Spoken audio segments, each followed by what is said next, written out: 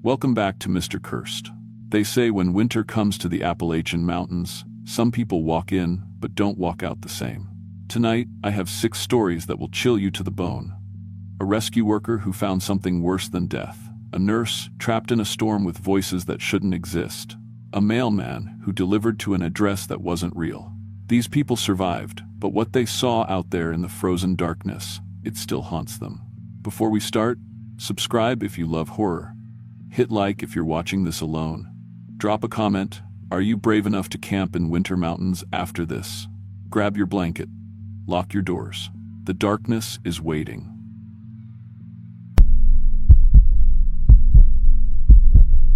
I grew up hearing stories about people who got lost in these mountains during winter, but I never thought I'd become one of them.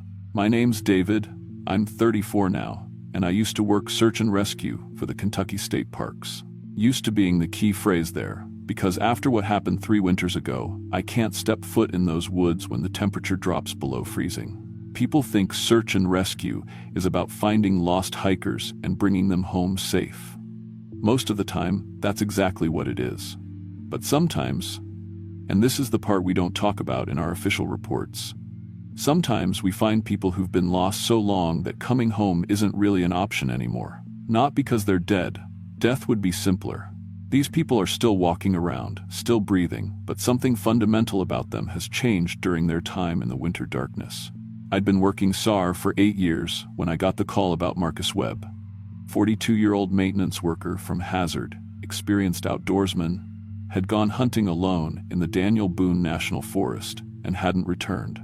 His truck was found at a trailhead parking area, keys still in the ignition, hunting rifle missing. The family waited 3 days before calling it in, figuring he'd just decided to camp longer than planned. By the time we got the call, a winter storm had moved in, dropping the temperature to single digits with heavy snow that made helicopter searches impossible. I was partnered with Sarah Chen, a newer team member who'd transferred from Colorado after her husband got a job at UK. Sarah was smart, methodical, better at reading terrain maps than anyone I'd worked with. We'd been paired together for 6 months and had a good track record. 3 successful rescues, no fatalities on our watch. The Webb case seemed routine at first.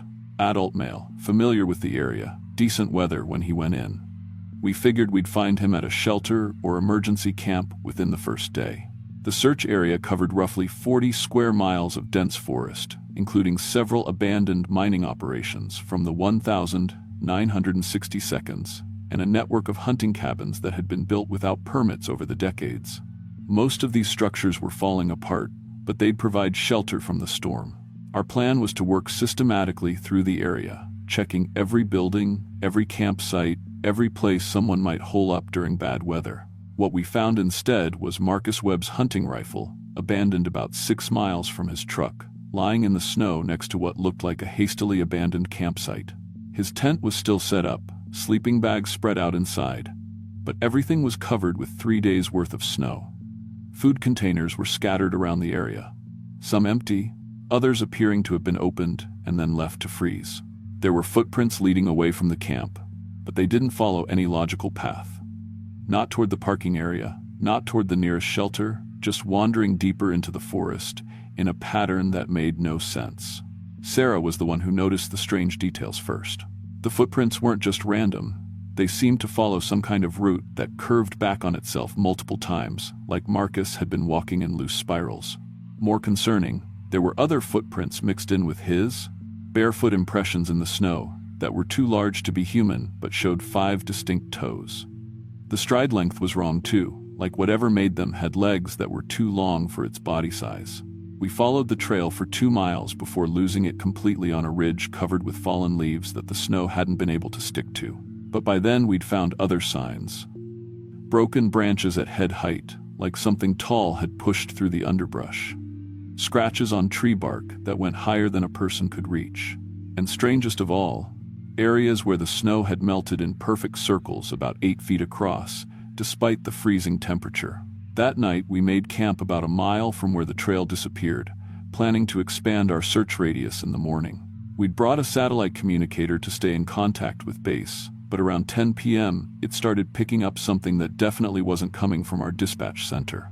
Voices speaking in what sounded like a mixture of English and some other language I couldn't identify, discussing terrain features that matched our current location with impossible accuracy.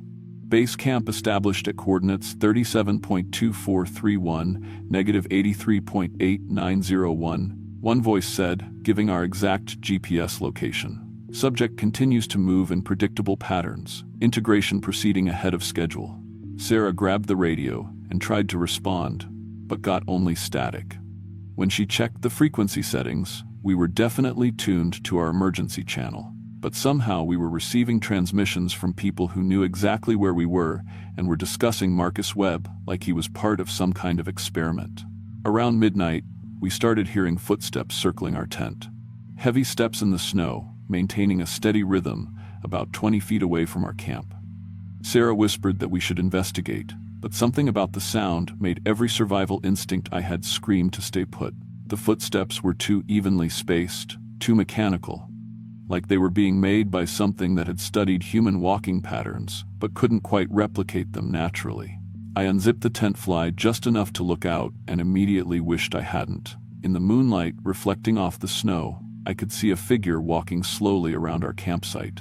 From a distance, it looked human, roughly the right height and build, wearing what appeared to be winter clothing, but its movements were wrong. Each step was exactly the same length, placed with mathematical precision, and its head swiveled back and forth in a scanning pattern that covered too much range to be natural. More disturbing was what I realized when the figure completed its circuit. It wasn't wearing winter clothing at all. What I'd taken for a heavy coat was actually its own skin, hanging in loose folds like it had been stretched over a frame that was too large. The arms were too long, hanging past where its knees should be, and ended in hands that had too many fingers. The thing completed 3 circuits around our tent, then stopped directly in front of the entrance. I could hear it breathing. Deep, wet inhalations that sounded like it was tasting the air. After what felt like an hour, but was probably only a few minutes, it moved away, and we could hear its footsteps fading into the distance. Neither of us slept that night. We lay in our sleeping bags listening to sounds in the forest that definitely weren't natural. Branches breaking in sequence like something very large was moving through the trees in a straight line.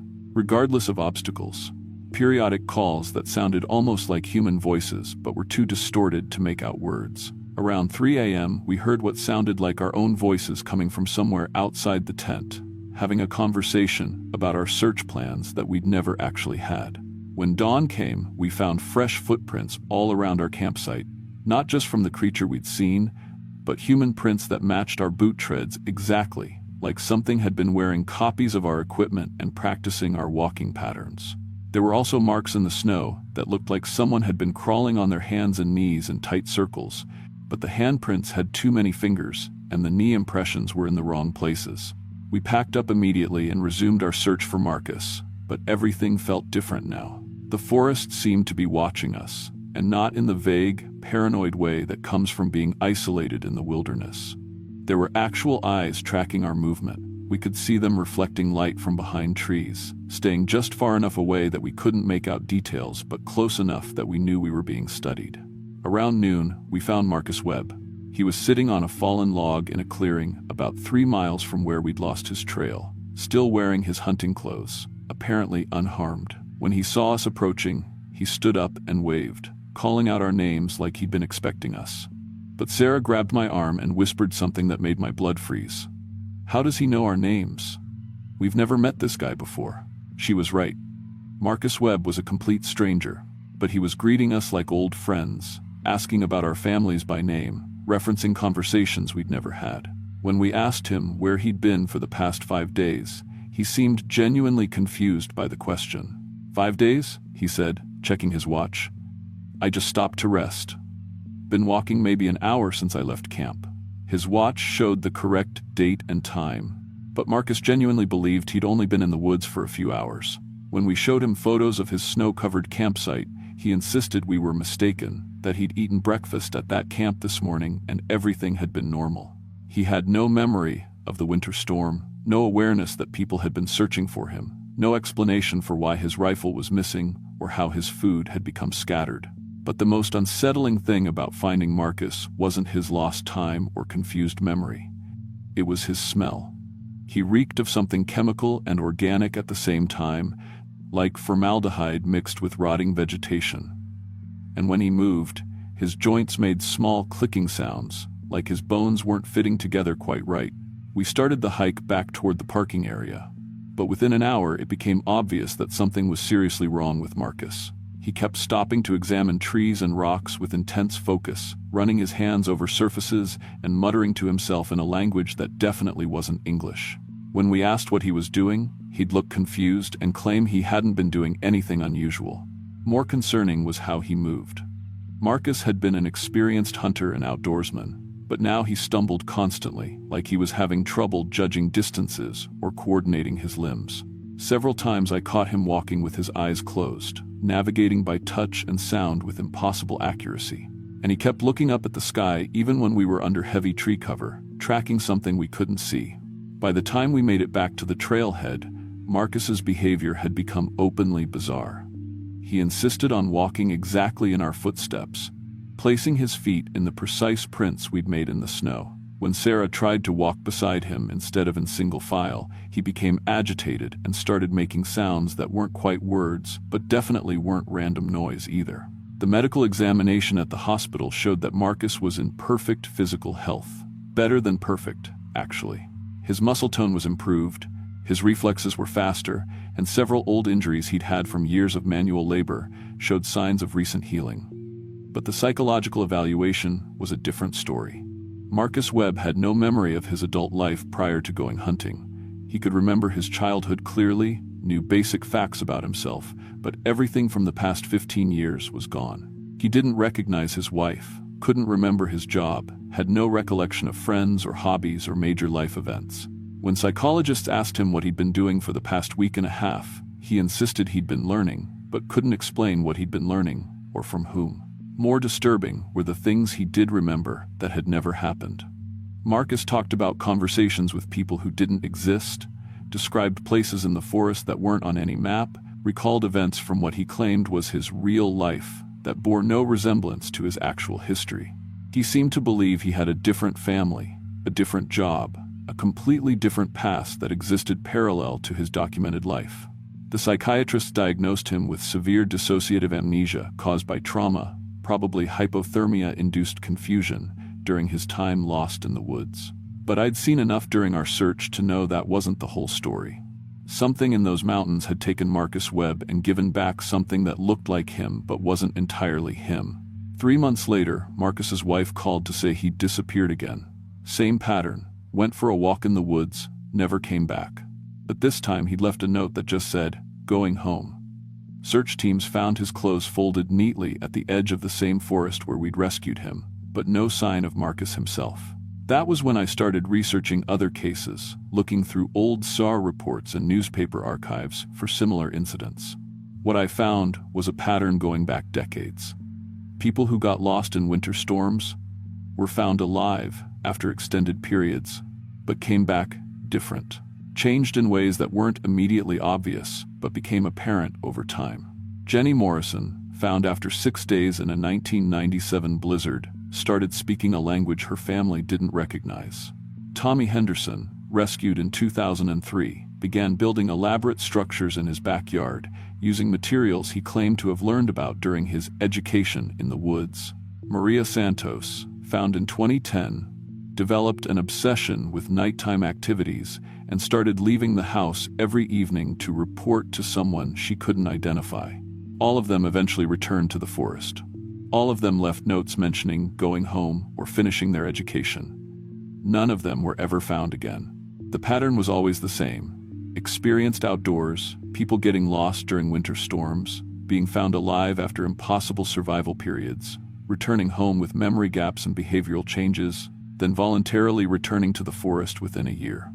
I started thinking about those radio transmissions we'd intercepted, the voices discussing integration and subjects like Marcus was part of some kind of program, about the creature we'd seen circling our tent, practicing human movement patterns, about the evidence that something had been wearing copies of our equipment and studying our behavior. Sarah and I never discussed what we'd experienced during the Marcus Webb search. Not officially. But she quit Sarah work 6 months later and moved back to Colorado, Claiming the Kentucky mountains made her uncomfortable in ways she couldn't explain. I should have followed her example, but something kept me working those winter searches, looking for more evidence of whatever was happening in the deep forest. I found it the following December during a search for another missing hunter. Same area, same pattern, experienced outdoorsman, winter storm, abandoned camp. But this time, instead of following the footprint trail, I decided to stake out the area and see what came to investigate our presence. What I saw was a community. Deep in the forest, hidden in a valley that didn't appear on topographical maps, there was a settlement. Not a town in any recognizable sense, but a collection of structures that looked like they'd been built by people who understood human architecture but had never actually lived in human buildings. The proportions were wrong, the angles didn't make sense, and the materials appeared to be a mixture of wood, stone, and something organic that pulsed with its own dim light. And moving between these buildings were people I recognized. Marcus Webb, looking healthier and more confident than he'd ever seemed during his rescue. Jenny Morrison, now walking with the same mechanical precision I'd seen from the creature that circled our tent. Dozens of others, all people who'd been reported missing over the years. All apparently thriving in this impossible community. They weren't prisoners, they moved freely, interacted with each other, seemed to have purposes and routines. But they also weren't entirely human anymore. Their movements had that same studied quality, like they were performing humanity rather than living it. And they were teaching new arrivals, recent disappearances, people I recognized from missing person reports, how to walk, how to speak, how to behave in ways that would allow them to pass for human when they needed to. I watched for hours from a concealed position, documenting everything I could see through binoculars. The community had its own agriculture, growing plants I'd never seen before in soil that steamed in the freezing air. They had workshops where they created tools and clothing that looked human, but were constructed according to principles that made no sense. And they had what appeared to be a school, where the longer-term residents taught newcomers how to mimic human behavior well enough to return to civilization temporarily.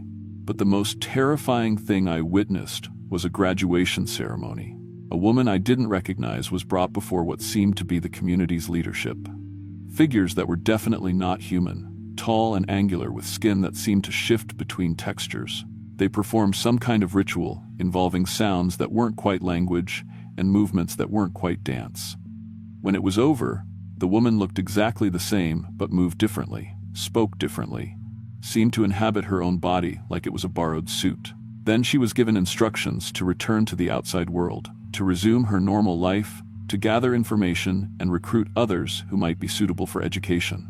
She walked out of the settlement with perfect human naturalness, but I could see her practicing facial expressions and vocal patterns as she moved, like an actor preparing for a difficult role. I realized that these missing people weren't just being changed, they were being sent back as spies, as recruiters, as advanced scouts for something much larger than a hidden community in the Kentucky mountains. They were learning to pass for human so they could identify others who might be suitable candidates for whatever process was happening in that impossible valley. I should have reported what I'd seen immediately, should have called in federal authorities or researchers or someone with the resources to investigate properly. Instead, I tried to gather more evidence, to document the community more thoroughly, to understand what was really happening to these people. That was my mistake. The next morning, when I returned to my observation position, the valley was empty. Not abandoned, empty, like it had never existed. The buildings were gone, the people were gone, even the landscape was different.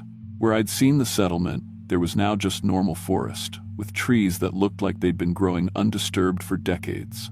But I could still hear them. Voices in the wind, speaking that mixture of English and something else, discussing my presence like I'd become their new subject of study. Footsteps following me through the forest, maintaining that same mechanical precision I'd learned to recognize. And worst of all, my own voice calling to me from deeper in the woods, using words I'd never spoken, promising knowledge I didn't want to possess. I made it back to my truck and drove straight to the state police, fully intending to report everything I'd witnessed. But when I tried to explain what I'd seen, the words wouldn't come. Not because I was afraid of being disbelieved, because I literally couldn't form the sentences. Every time I tried to describe the settlement or the community, my throat would close up and my mind would go blank. It was like something had reached into my brain and removed my ability to communicate about specific subjects. I could think about what I'd seen, could remember every detail, but I couldn't share that information with anyone else. The knowledge was trapped inside my head, available only to me. Over the following weeks, I started noticing other changes. My sense of direction in the forest became unnaturally accurate. I could find my way to locations I'd never visited before, following routes that weren't on any map. Plants and animals began behaving differently around me, like they recognized something in my presence that I didn't understand myself. Most disturbing was how other people started reacting to me. Friends and family members would cut conversations short when I entered the room. Coworkers began avoiding eye contact and finding excuses to work in different areas. It wasn't anything dramatic or obvious, just a gradual sense that I'd become somehow uncomfortable to be around. I tried to continue working SAR, but it became impossible. Every winter, search felt like a trap, like I was being guided toward specific locations for specific purposes. The missing people we were looking for seemed to know we were coming, leaving signs that led us in carefully planned directions. And I could hear that settlement calling to me, promising that if I returned voluntarily, I could complete my own education and finally understand what was happening. That was 3 years ago. I quit search and rescue, moved to Lexington, got a job doing security work that keeps me indoors most of the time. I've avoided those mountains completely, but lately I've been feeling the pull more strongly. Dreams about walking through that impossible valley, learning from teachers who aren't quite human, becoming something more than what I am now. The worst part is that I'm starting to want it. The isolation is getting harder to handle, and the promise of community, even a community like that one, becomes more appealing as time goes on. I catch myself researching camping supplies online, planning routes back to the Daniel Boone Forest, thinking about how peaceful it might be to stop fighting whatever's happening to me and just accept the transformation. Because I know that's what this is. Not an alien abduction or a supernatural haunting, but a transformation process that takes time to complete. The missing people aren't victims, they're students. Learning to become something new, something that can move between the human world and whatever exists in those hidden valleys. And I'm being prepared to join them, whether I want to or not. Sometimes I wake up to find mud on my shoes and forest debris in my hair, even though I haven't left my apartment. My dreams are becoming more vivid, more instructional, like I'm attending classes while I sleep. And yesterday, I caught myself speaking that other language, the one I heard during our radio intercepts, carrying on a conversation with someone who wasn't there about topics I shouldn't understand. I'm writing this down now because I can feel myself running out of time.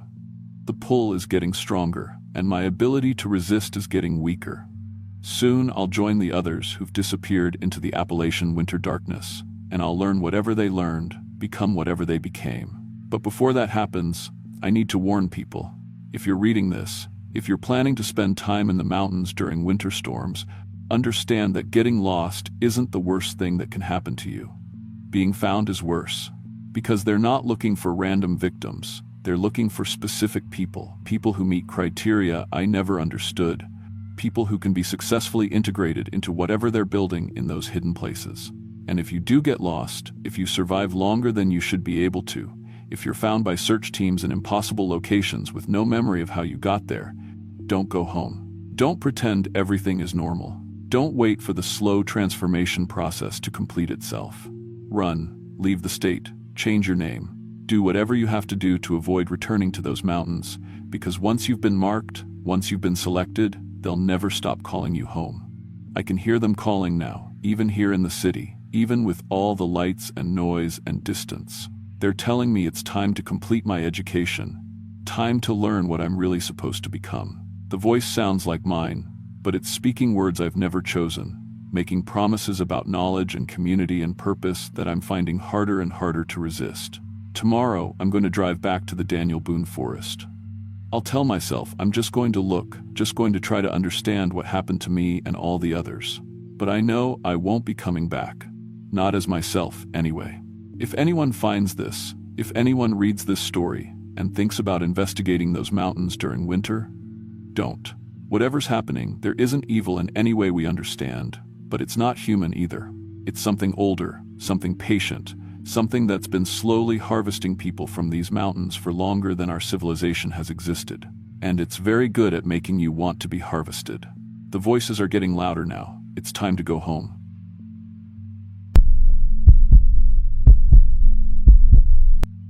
I'm 42 years old, and I work as a home health aide here in eastern Kentucky. Been doing this job for about 15 years now, ever since my divorce, when I needed steady work with decent pay. Most folks don't realize how much medical training goes into this work. I'm certified in CPR, basic life support, medication management, the whole 9 yards. It's not just helping people get dressed and making them meals, though I do plenty of that too. The reason I'm telling you this story is because of what happened 3 years ago during that bad ice storm we had in December. I still think about it every time the weather forecast calls for freezing rain, and honestly, it's changed how I approach my job entirely. I've never told the full story to anyone before, but I figure it's time people understood why some of us who work in home healthcare take weather so seriously.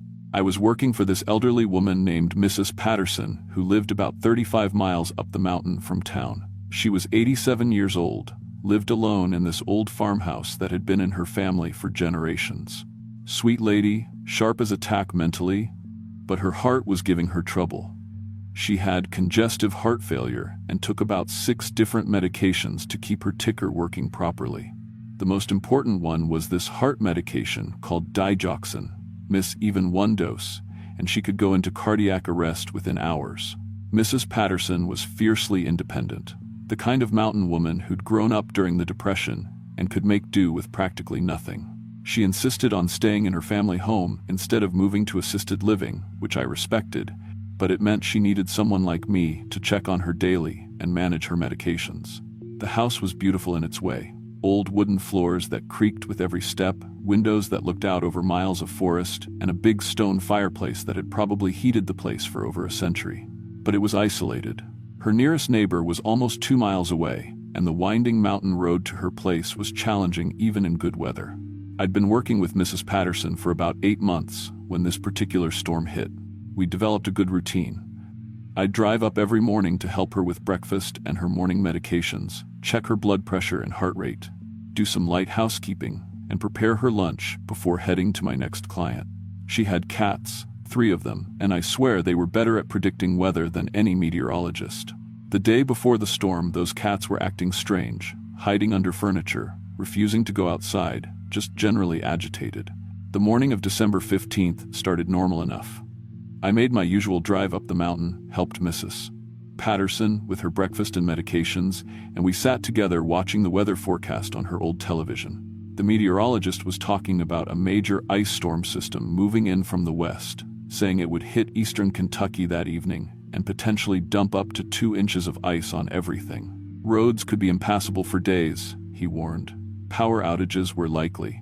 Mrs. Patterson seemed concerned but not panicked. She'd lived through plenty of storms in that house. We went through her medication supply together, and that's when I realized she only had enough of her heart medicine for 2 more days. Her pharmacy refill wasn't supposed to be ready until the following week, but with a storm like this coming, waiting wasn't an option. Missing even 1 dose of that digoxin could kill her.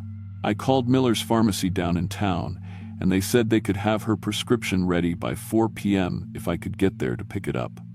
The pharmacist, Mr. Miller, knew Mrs. Patterson well and understood the situation. He said they were planning to close early because of the storm forecast, but he'd stay until I got there.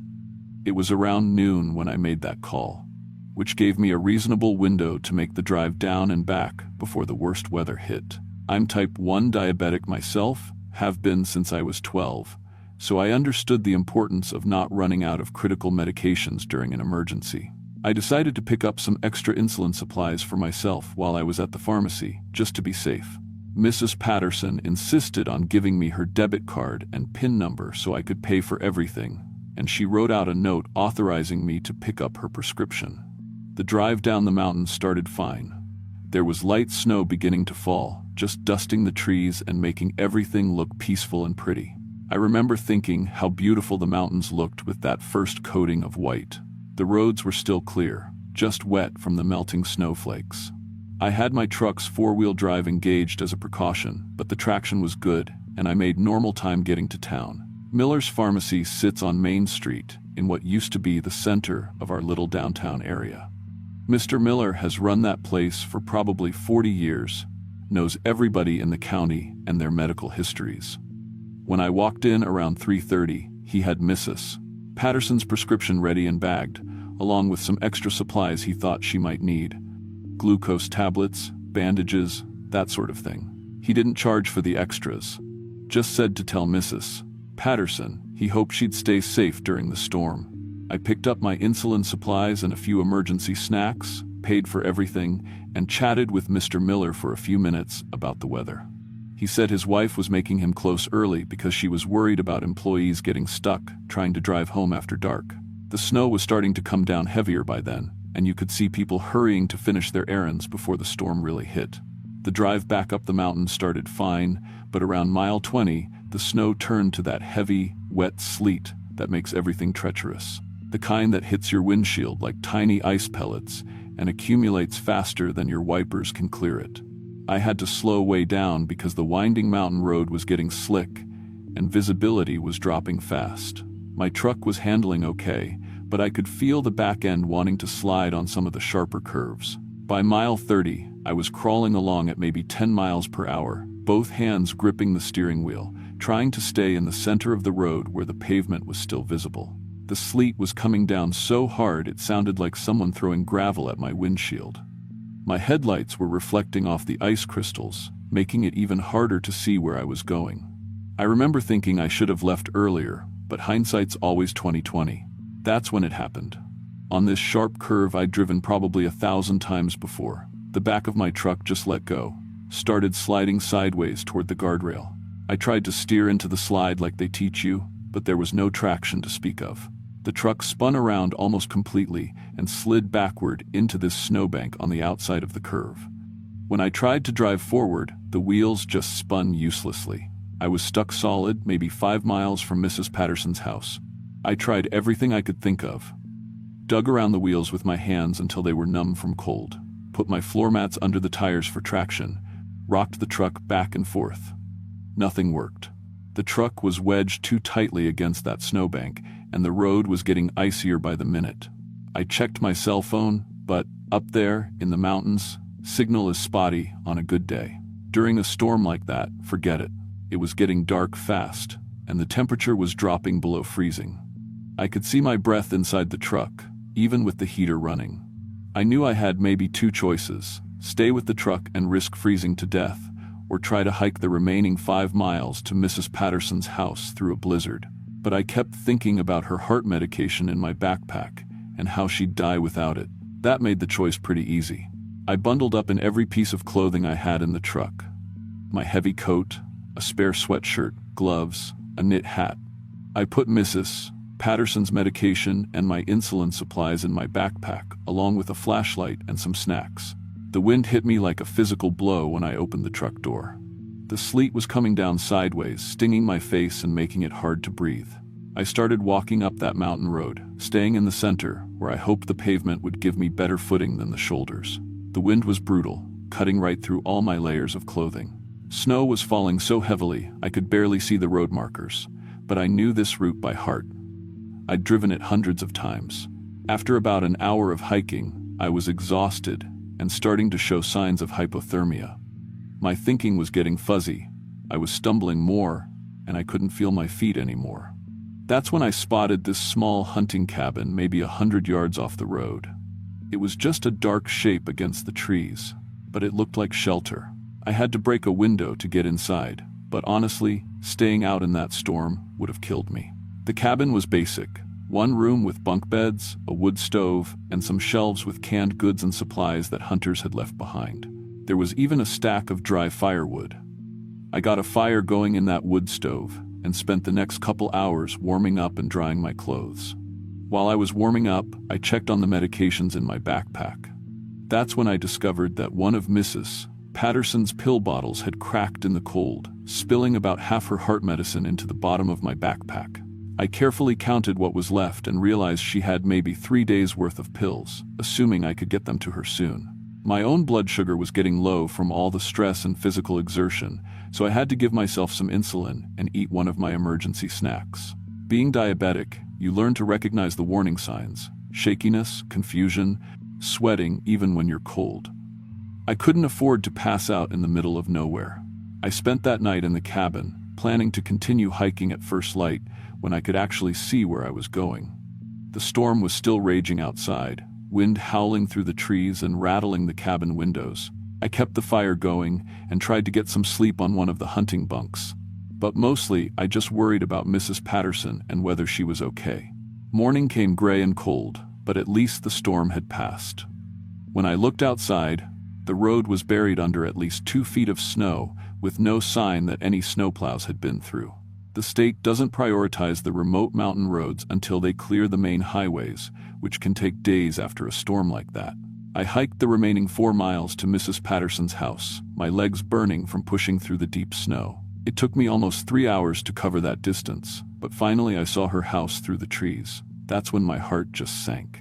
The house was completely dark, and there were no tracks in the snow around it, like no one had been outside since the storm started.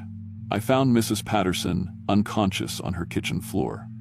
She'd had a heart attack sometime during the night, probably when she missed her evening dose of medication. I immediately called 911 from her landline, but dispatch said emergency crews couldn't reach the house because of the unplowed roads. The dispatcher asked if I was trained in CPR, and when I said yes, she talked me through what to do.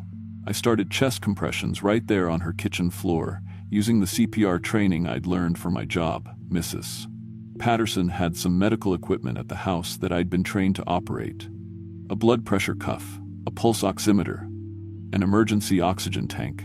The 911 dispatcher stayed on the phone with me, talking me through advanced life support procedures using what we had available. For 2 hours, I alternated between CPR and monitoring her vital signs while coordinating with emergency dispatch. It was the longest 2 hours of my life. My arms were burning from the chest compressions, but I couldn't stop. Finally, Mrs. Patterson regained consciousness, though she was still in critical condition and needed immediate hospital transport. A medical helicopter was able to reach us around noon when the weather cleared enough for safe flying. They landed right in Mrs. Patterson's front yard, and the flight medics took over her care. She survived because of the heart medication I'd managed to bring her and the emergency care I'd provided, but she ended up spending 3 weeks in the hospital recovering from the heart attack. During her recovery, I stayed at her house to take care of her cats and maintain the property. The roads were cleared after a few days, so I could drive up there normally again.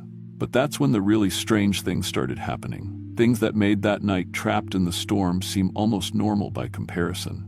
I would wake up at night hearing Mrs. Patterson's voice calling for help, even though she was still in the hospital 35 miles away. Her voice sounded exactly like it had during the heart attack, weak and panicked, asking me to call 911 and get her medication. I'd search every room in the house, thinking maybe she'd been discharged early and hadn't told me, but I never found anyone there. Yet the voice would continue calling from different rooms throughout the house. Sometimes I heard all the sounds of someone having a medical emergency: labored breathing, objects falling to the floor, calls for help, but always coming from empty rooms. I'd rush toward the sounds, thinking maybe an animal had gotten inside or someone was breaking in, but I'd find nothing. The sounds would just stop the moment I entered whatever room they seemed to be coming from. It took me a while to understand what was happening. The house was somehow replaying the traumatic events from the night of Mrs. Patterson's heart attack, when she'd been alone and dying while I was trapped in that snowstorm. The stress and terror of that night had left some kind of imprint that was now repeating whenever I was alone in the house during bad weather. When Mrs. Patterson finally returned from the hospital, the phantom sounds stopped immediately. It was like my presence alone wasn't enough to prevent the replayed trauma, but having her there broke the pattern completely. I mentioned the strange sounds to her, carefully, not wanting her to think I was losing my mind. Mrs. Patterson just nodded like she understood exactly what I was talking about. She told me she'd been experiencing the same thing for years, hearing echoes of previous medical emergencies whenever she was alone in the house during storms. She'd had several heart episodes over the years, and each one had apparently left another layer of traumatic sound that would replay during stressful weather conditions. The house was somehow collecting and preserving the audio of every medical crisis that had occurred there, creating this permanent record of her health struggles. Mrs. Patterson said it was like the house remembered every time she'd been in danger, and during storms, when she was most vulnerable, it would play back those memories as if they were happening again. I realized that if I hadn't made it through the storm with her medication, my discovery of her body the next morning would have become another layer in the house's collection of traumatic echoes. The thought of that still gives me chills. Mrs. Patterson and I developed a system where I would stay overnight during any severe weather forecast to prevent the traumatic echoes from occurring. She said the phantom sounds had been getting stronger over the years, and she'd been genuinely afraid they would eventually cause enough stress to trigger another real heart attack. I continued working as her aide for 2 more years, until she passed away peacefully in her sleep during a heat wave the following summer. Her heart just gave out, but it was peaceful. No emergency, no trauma, just a quiet end in her own bed surrounded by her cats. Her family asked me to clean out the house before they put it on the market, but I couldn't stay there alone anymore, without Mrs. Patterson's presence to anchor the house to the present. The phantom sounds had intensified dramatically. Now I could hear echoes of every health crisis she'd ever experienced in that house. Not just the heart attacks, but falls, medication reactions, moments of confusion and fear that had accumulated over decades of living alone. I arranged for the house to be sold to a young family with children, hoping that the sounds of normal family life would eventually overwrite those traumatic audio imprints. I still drive past there sometimes, and it looks happy again. Kids' toys in the yard, cars in the driveway, lights on in every window. I still work as a home health aide, but I've changed how I handle severe weather situations. I always arrange for backup caregivers and emergency shelter plans during storm forecasts because I learned that medical emergencies leave permanent echoes in the places where they occur. And I never, ever let my clients run low on critical medications when bad weather is coming. Looking back, I think that house taught me something important about the work I do. We're not just providing medical care, we're creating memories, both good and traumatic, that stick around long after we're gone. The responsibility of that has made me a better caregiver, more careful about the emotional imprints we leave in the places where people are most vulnerable. To this day, I still think about Mrs. Patterson every time I hear a weather forecast calling for ice storms. And sometimes, when I'm working late shifts in other clients' homes during bad weather, I swear I can hear faint echoes of old emergencies in the walls around me. Reminders that the places where we fight for people's lives remember everything.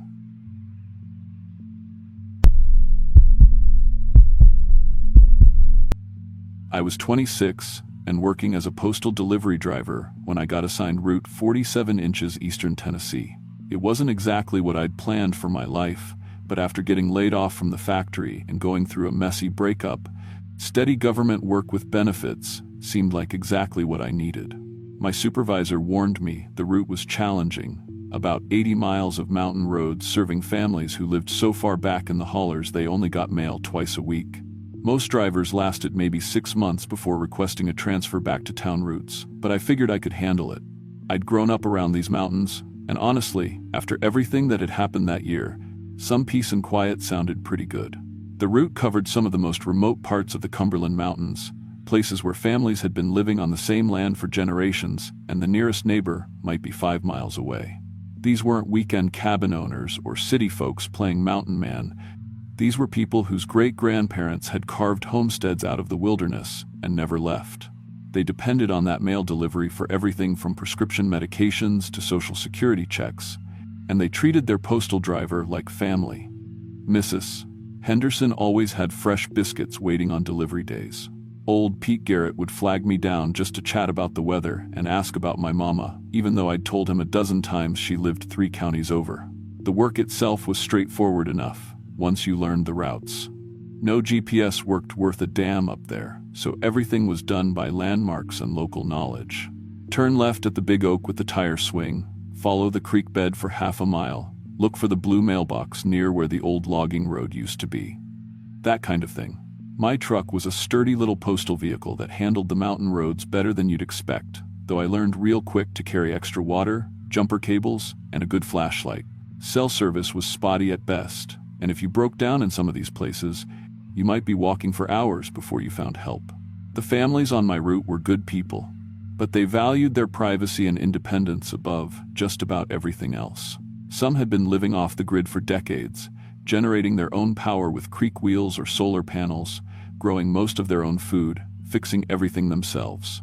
They were polite enough when I showed up with their mail, but they weren't looking to make conversation with some outsider, even one who brought their pension checks twice a week. I respected that.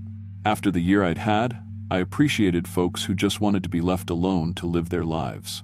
December 2020 brought the worst winter weather the mountains had seen in decades. Ice storms knocked out power lines that wouldn't be repaired until spring, and snow piled up so deep that some of the back roads became impassable even for my postal truck. I had to switch to snowshoes and a backpack for a few of the most remote deliveries, hiking miles through knee-deep snow to reach families who were completely cut off from the outside world. The Postal Service takes their motto seriously: neither snow nor rain nor heat nor gloom of night and all that, and these people depended on me for more than just mail during times like this. One of my most challenging stops was way back in Thunder Creek Hollow, where someone named R. Whitman lived at the end of a 3-mile dirt road. I'd been delivering to that address for about 6 months, but I'd never actually seen the house or met the resident. The mailbox sat at the end of what looked like an old logging road, and I'd just leave the mail there and pick up any outgoing letters. The name on the box was painted in neat black letters: R. Whitman, 1247 Thunder Creek Road, but there was never much mail.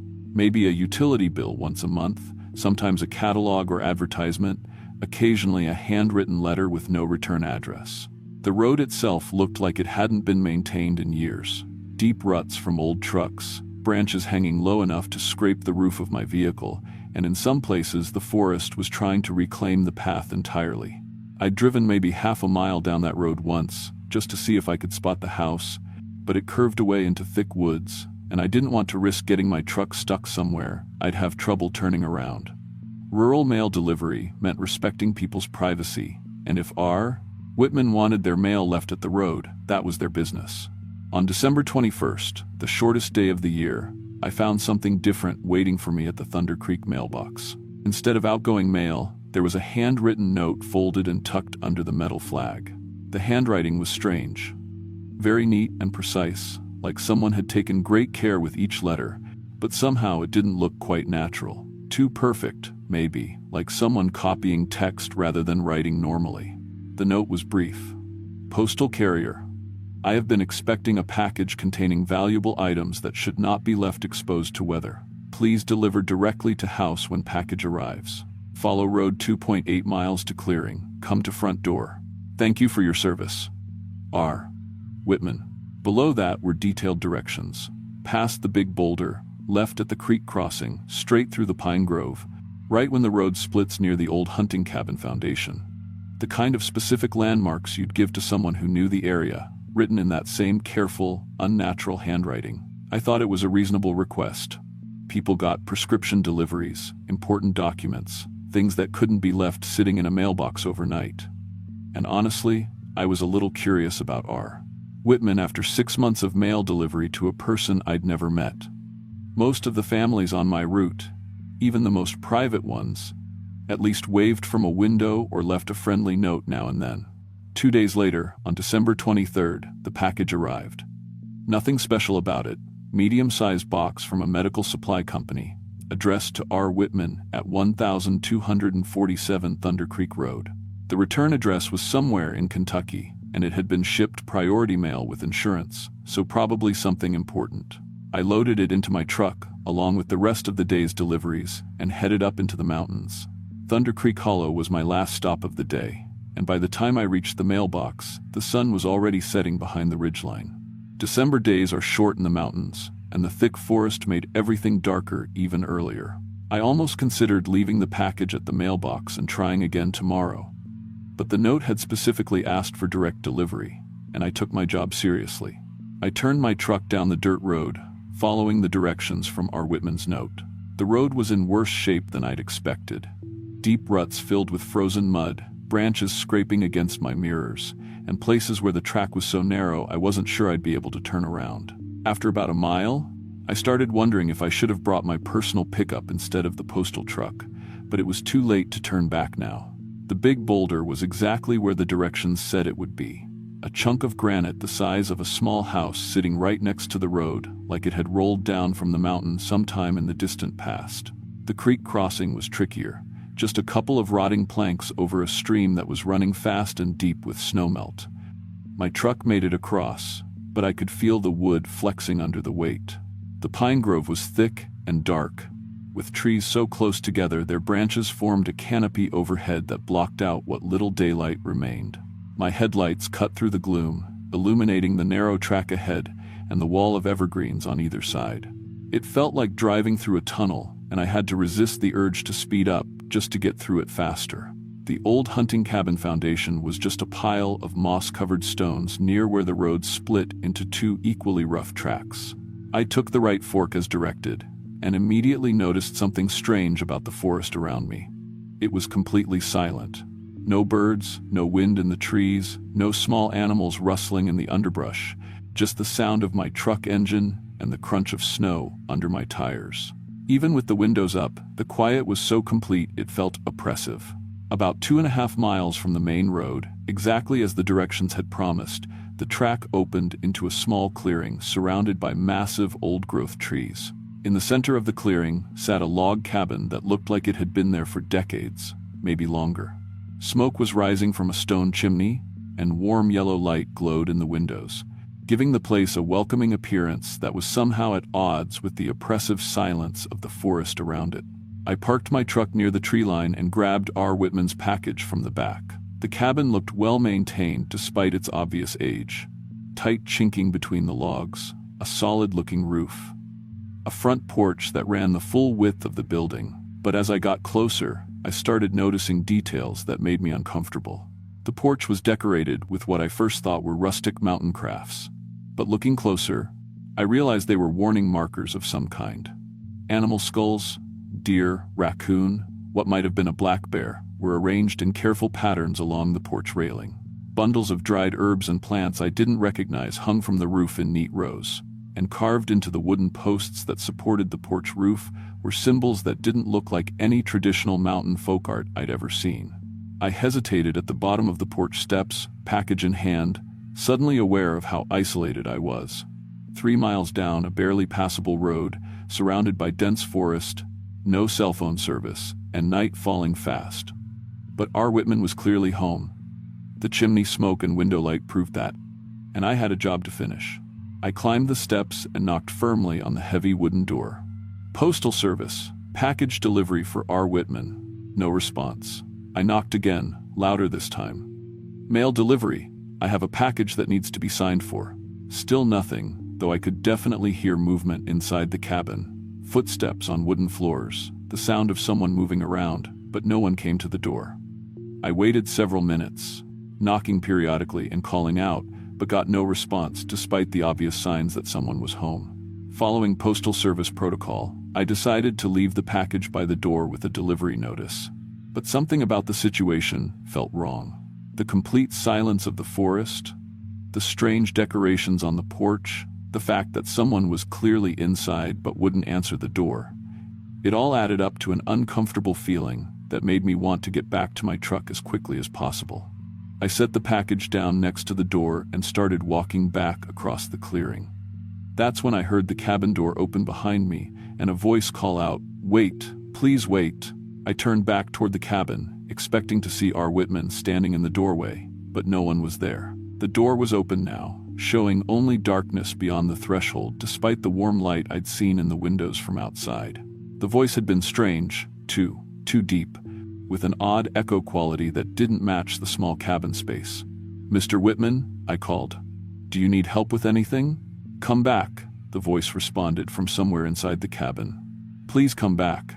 Something about the tone made my skin crawl. It sounded like someone trying very hard to speak normally, but not quite getting the inflection right, like they were imitating human speech patterns they'd heard but didn't fully understand. I should have gotten in my truck and left right then. Every instinct I had was telling me something was wrong with this situation. But I'd been trained to complete deliveries properly, and if R. Whitman needed assistance or had questions about the package, it was my responsibility to help. I walked back to the cabin porch, though every step felt like a mistake. "Mr. Whitman?" I called into the open doorway. "Is everything all right? Do you need me to bring the package inside?" "Yes," the voice replied from much deeper in the cabin than should have been possible. "Come in, come inside." The cabin looked small from the outside, maybe 2 rooms at most, but the voice was echoing like it was coming from a much larger space. I stepped just inside the doorway and immediately felt like something was terribly wrong. The air was thick and hard to breathe, with a metallic taste that reminded me of old pennies or blood. And despite the warm light I'd seen from outside, the interior was dimly lit and seemed to extend much farther back than the external walls could accommodate. "Hello?" I called into the gloom. Multiple voices responded from different directions, all saying hello in slightly different tones, like several people practicing the same word but not quite managing to say it the same way. The voices were learning, I realized, with growing horror. Copying human speech patterns but missing the subtle variations that make conversation sound natural. I backed toward the door, but it had closed behind me somehow, and there was no handle on the inside. The voices continued calling from deeper in the impossible space. "Don't leave. Stay. We want to learn more." I could hear footsteps approaching from multiple directions, but they were wrong, too heavy, too deliberate, like something large, trying to walk quietly on wooden floors, but not quite understanding how human feet were supposed to sound. The cabin's interior was shifting around me. Rooms appeared and disappeared, hallways extended in directions that defied the building's external structure, and the windows I could see showed views that didn't match the clearing where I'd parked my truck. Deep forests, mountain peaks, valleys I'd never seen before. "Mailman," the voices chanted, getting closer and more coordinated. "Mailman, we need to understand how you work, how you help." I understood then what I was dealing with. This thing, whatever it was, had been studying postal delivery by posing as R. Whitman. It had been learning how mail service operates, how delivery workers interact with remote residents, but it didn't understand the human motivations behind the work. It was fascinated by the concept of service, of one person helping strangers on a regular schedule, but couldn't grasp why humans would do such a thing. The footsteps were getting closer, and I could sense something large and fundamentally wrong trying to approach without startling me into running. I found what looked like a back door and threw my weight against it, breaking the old wood and stumbling into a room that shouldn't have existed. The room was filled with mail and packages from decades past. Thousands of letters and parcels were arranged in careful patterns on tables and shelves, like a museum display or a research project.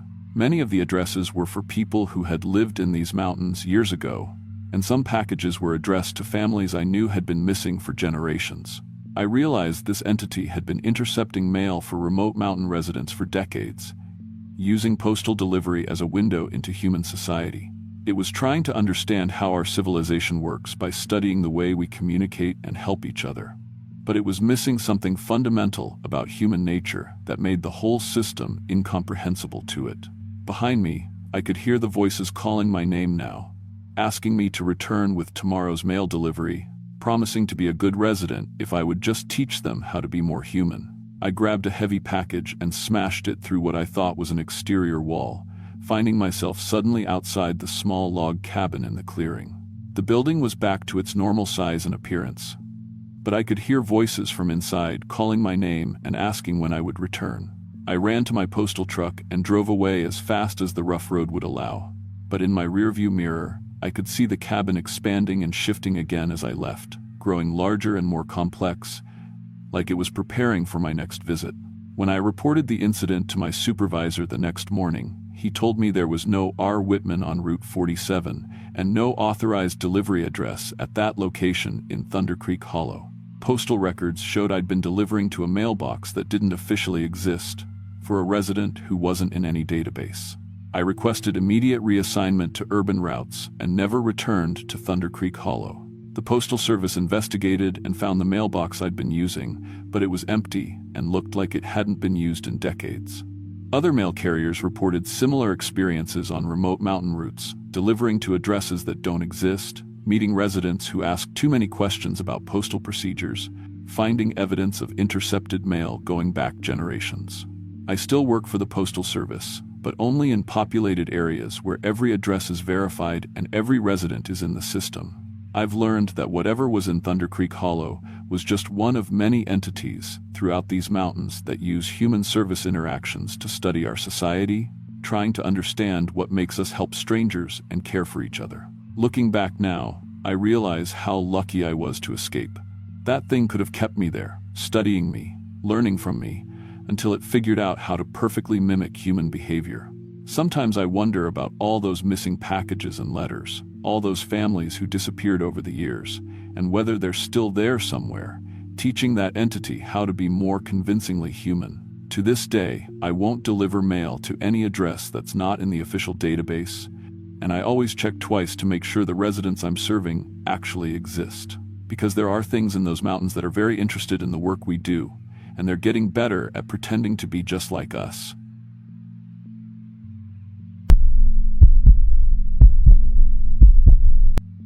I'm 22 years old and work as a house cleaner for some of the wealthier families around Charlottesville.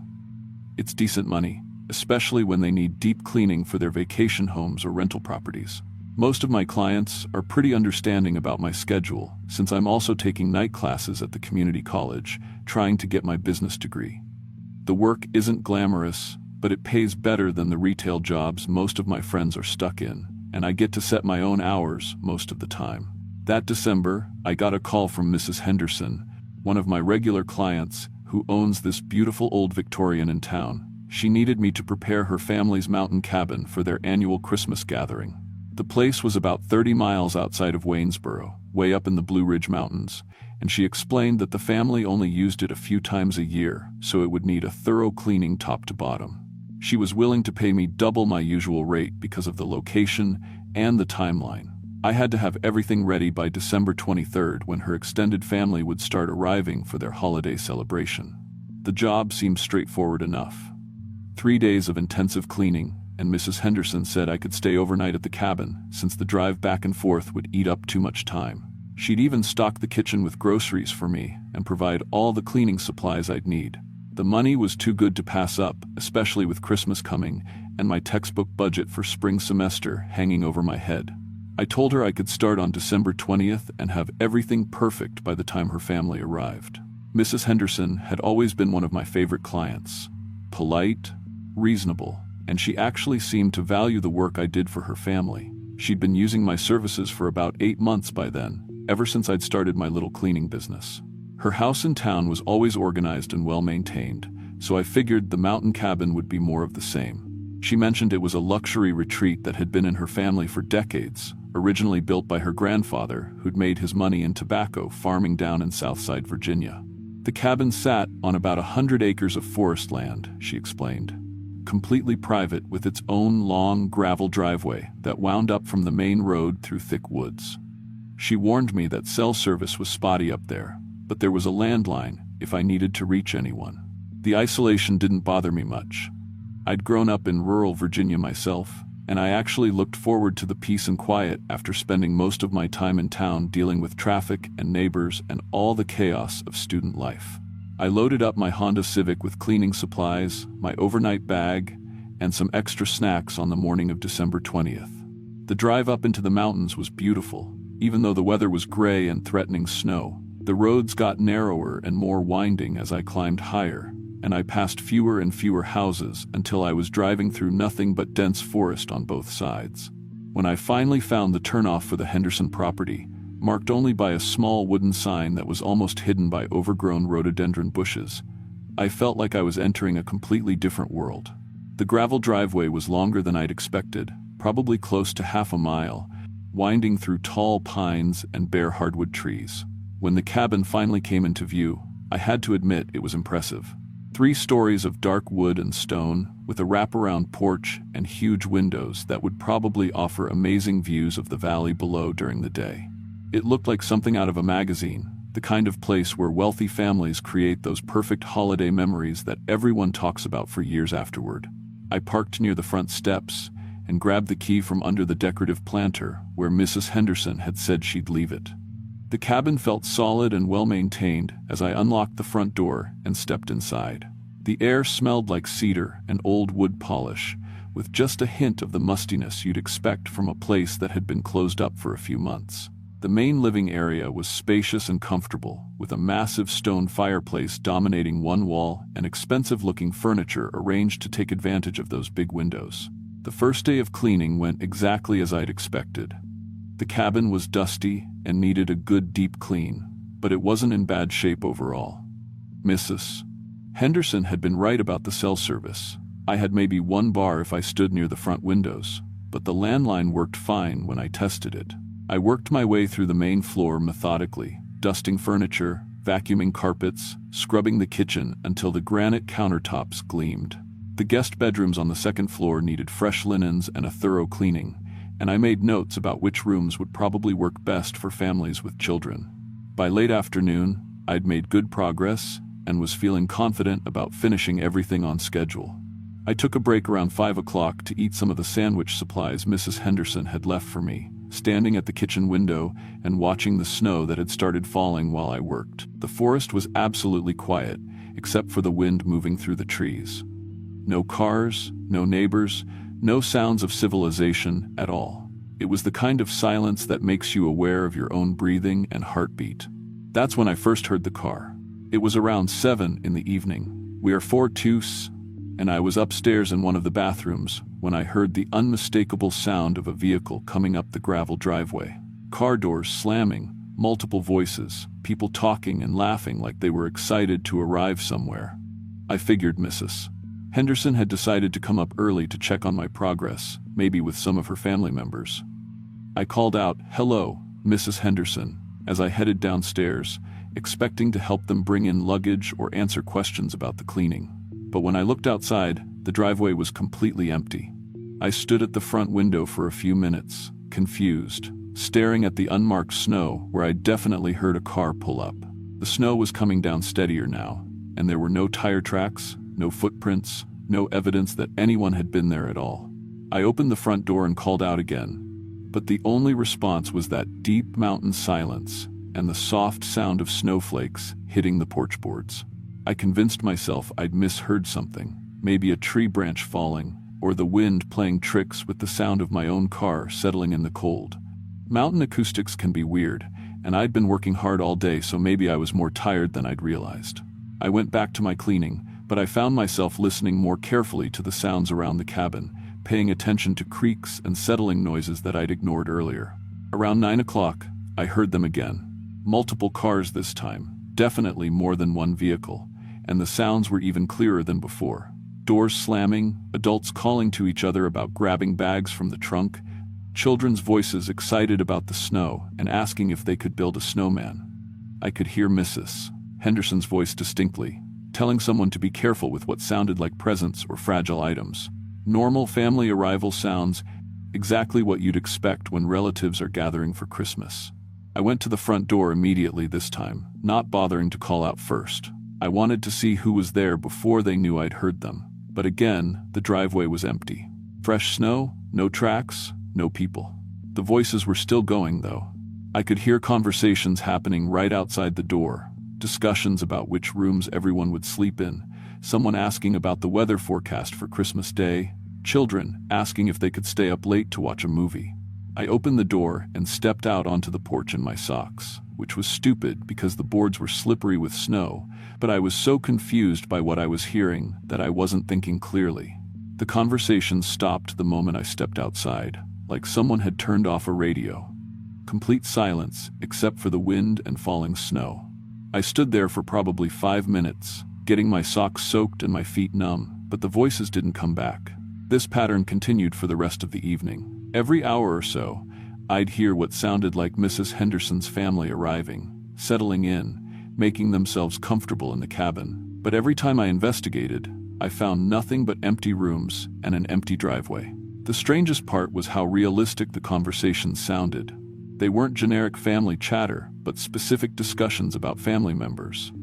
I'd heard Mrs. Henderson mention references to past Christmas gatherings, inside jokes that seemed to have history behind them. Around midnight, I heard footsteps on the stairs, and voices in the upstairs hallway. Mrs. Henderson was apparently showing people to their rooms, discussing who would sleep where, and making sure everyone had enough blankets for the cold night. I could hear children being told to brush their teeth, and adults saying goodnight to each other. Normal bedtime sounds from what seemed like a large, multi-generational family. I crept upstairs to check, trying to be quiet so I wouldn't disturb anyone if they were actually there somehow. But every room was exactly as I'd left it. Empty beds with fresh sheets, no luggage, no signs that anyone had been there at all. The conversations had been happening right there in the hallway where I was standing, but there was no evidence of any human presence. I barely slept that night. Every time I started to drift off in the guest room on the first floor, I'd hear movement upstairs or voices in the kitchen, like the family was getting up for midnight snacks or early morning coffee. But when I'd check, the house was always empty. I started to wonder if there was some kind of audio system in the cabin that Mrs. Henderson had forgotten to mention, maybe speakers hidden in the walls that were somehow picking up radio signals or playing recordings. But that didn't explain the specific references to family members or the way the conversations seemed to respond to my presence. The next morning, December 21st, I found evidence that I wasn't losing my mind. When I came into the kitchen to make coffee, the table was set for 12 people. Nice china, cloth napkins, silverware arranged perfectly, like someone was expecting a formal family breakfast. The coffee maker was warm like it had been used recently, and there was a faint smell of bacon in the air. But there was no food anywhere, no dirty dishes, no sign that anyone had actually cooked or eaten anything. Even stranger, my cleaning supplies had been moved and organized in ways I definitely hadn't done. The vacuum was plugged in near the stairs like someone had been using it, and furniture in the living room had been dusted and rearranged slightly. Not in a bad way, actually. The room looked better than when I'd finished working on it the day before. It was like someone had been cleaning alongside me, someone who knew what they were doing and was trying to be helpful. I called Mrs. Henderson on the landline to ask if anyone else had keys to the cabin, if maybe some family members had decided to come up early without telling her. But she seemed genuinely surprised and said I was the only person who should have access until the family arrived on the 23rd. She asked if everything was okay, and I found myself downplaying what I'd experienced because it all sounded so crazy when I tried to put it into words. That afternoon, while I was cleaning the main bathroom, I heard Mrs. Henderson's voice calling from downstairs. Sarah, can you come help me with something?" I called back, "Yes, ma'am, what do you need?" and headed down to see what she wanted help with. But when I got to the main floor, she wasn't there. I called out again, and I heard her voice responding from what sounded like the kitchen. "Just need you to check something for me, dear." I followed the voice through the house, but she always seemed to be in the next room, just out of sight. She was giving me helpful cleaning advice as I chased her voice around, reminding me to dust the ceiling fans, suggesting I pay special attention to the area behind the refrigerator, asking me to make sure the guest bathroom towels were properly folded. It was exactly the kind of helpful, detail-oriented guidance Mrs. Henderson was known for. Her management style had always been hands-on but supportive. But when I tried to have an actual conversation, asking specific questions about her preferences for how she wanted things arranged or when exactly the family would arrive, the responses became vague and generic. "Just do whatever you think is best, and I'm sure it will be lovely." Answers that didn't sound like the Mrs. Henderson I knew, who always had very specific opinions about how she wanted her homes maintained.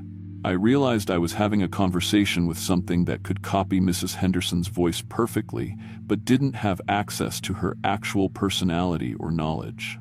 It was like talking to a very sophisticated recording that could respond to basic questions but couldn't handle anything too detailed or personal. The voice was trying to be helpful, but there was something hollow about it, like an echo of a conversation rather than the real thing. That evening, the Phantom family gathering was more elaborate than the night before. I heard the entire Christmas dinner, detailed conversations about food, compliments to whoever had cooked, discussions about family members who couldn't make it this year, and stories about past holidays. The conversations included inside jokes and references to relatives I'd heard Mrs. Henderson mention over the months I'd been cleaning for her. Someone's divorce that had been finalized recently, a grandchild's college application process, and uncle's health problems that the family was worried about. When I investigated, I found the dining room table set for a full holiday meal. Real food, still warm, turkey, stuffing, green bean casserole, dinner rolls that smelled like they'd just come out of the oven. 12 place settings, with half the plates showing signs of being eaten from, wine glasses with lipstick marks, cloth napkins that had been used. But no people anywhere in the house. I sat down at one of the empty chairs and tried an experiment. I started talking to the empty room, making small talk about the weather and the cabin. The phantom voices responded immediately, including me in their conversation like I'd been part of the family dinner all along. They asked about my work, my school plans, whether I was going home for Christmas, questions that showed they'd been listening to my phone conversations and learning details about my personal life. For about an hour, I had what felt like a completely normal conversation with Mrs. Henderson's family. They were warm and welcoming, interested in my life, grateful for the work I was doing to prepare their gathering, but gradually, I started to notice that their responses were becoming repetitive. The same compliments, the same questions, the same expressions of gratitude, like a conversation that was stuck in a loop. Around 10 o'clock, I heard the family saying goodnight and going to bed, children being tucked in, adults discussing plans for Christmas morning, normal bedtime routines. But when I checked the bedrooms, they were all empty, despite having heard specific conversations about who was sleeping where and children asking for extra blankets. I spent most of that night sitting in the living room, trying to figure out what was happening to me. The most rational explanation was that I was having some kind of breakdown, maybe from stress or isolation or carbon monoxide poisoning from an old heating system. But the physical evidence was harder to dismiss. The moved furniture, the warm food, the organized cleaning supplies, something was definitely interacting with the physical world around me. The more I thought about it, the more I realized that whatever was in that cabin was learning. It was studying human family behavior, practicing conversations and interactions like an actor rehearsing for a play. It had probably been watching the Henderson family during their previous visits, learning their voices, their relationships, their family dynamics and traditions. Now it was running through those learned behaviors over and over, using me as an audience to test whether its imitations were convincing. The third morning, December 22nd, I found handwritten notes around the house that looked exactly like Mrs. Henderson's handwriting. I'd seen her grocery lists and cleaning instructions enough times to recognize her neat, careful script. The notes were sweet and appreciative. "Thank you for the wonderful cleaning, Sarah, and please make sure the fireplace is ready for Christmas morning. And you're such a treasure to our family." But the content of the notes showed small errors in understanding, references to cleaning tasks I hadn't actually done yet. "Thanks for services, Mrs. Henderson" had never asked for, suggestions for holiday preparations that didn't quite make sense for the timeline we discussed. The handwriting was perfect, but whatever was writing these notes had observed human communication patterns without fully understanding the context or meaning behind them. I finished my cleaning work as quickly as possible and started packing up my supplies. I wanted to get out of there before whatever was studying me decided it needed to learn more than just conversation and handwriting. But as I prepared to leave, the phantom family sounds became more intense and desperate. Multiple voices calling my name from different rooms, asking me to stay for Christmas dinner, to meet the grandchildren, to be part of their celebration. The invitations were warm and enthusiastic, but there was something wrong with the tone, too eager, too insistent, like they needed me for reasons that had nothing to do with normal holiday hospitality. I could hear children's voices begging me not to go, adults promising that I'd love the Christmas morning traditions, Mrs. Henderson's voice assuring me that I was practically family and belonged with them for the holidays. I loaded my car as fast as I could and left without responding to any of the calls. As I drove down the long gravel driveway, I could hear the voices following me from the cabin, growing fainter but more frantic the farther I got from the building. In my rearview mirror, I could see shapes moving behind the windows, silhouettes that looked like people waving goodbye, but I didn't slow down to get a better look. When Mrs. Henderson arrived with her real family on December 24th, she called to thank me for the excellent cleaning job and to ask about some helpful notes I'd apparently left around the house. The notes she described weren't anything I'd written, but they contained cleaning reminders and maintenance suggestions in handwriting that she said matched mine perfectly. Her family had been impressed by my thoughtfulness and attention to detail. Mrs. Henderson also mentioned that her grandchildren had found some toys in their designated bedrooms, simple wooden figures that looked hand-carved and old-fashioned. The kids assumed I'd left them as Christmas surprises, and the family wanted to thank me for going above and beyond my cleaning duties. I didn't have the heart to tell her that I'd never seen those toys before, and I definitely hadn't left anything in the bedrooms. I realized that whatever was in that cabin had continued learning and practicing even after I left. It had used my handwriting to communicate with the real family, leaving notes that would make the Hendersons think more highly of my services. It had probably been studying their children during previous visits, learning what kinds of toys and activities they enjoyed, and had somehow produced or found items that would delight them on Christmas morning. The entity wasn't malicious, exactly, but it was intensely curious about human behavior and relationships. It wanted to understand how families worked, how people communicated, how holiday traditions created bonds between people. I had been its test subject, its practice audience for perfecting its imitation of human family dynamics. I stopped taking cleaning jobs at isolated vacation homes after that experience. The money was good, but I couldn't handle the uncertainty of whether the families I was working for were real or sophisticated imitations, learning to be human.